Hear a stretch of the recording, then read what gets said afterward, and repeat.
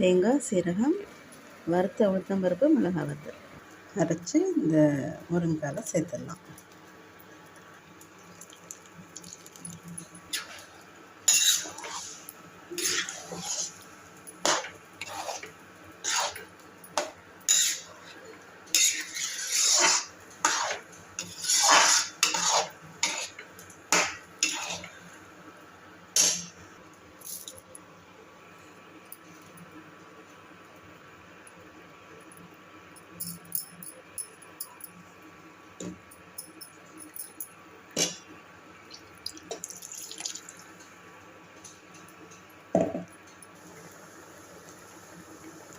நல்லா கொதிக்க வச்சா முருங்கைக்காய் கூட்டு ரெடி.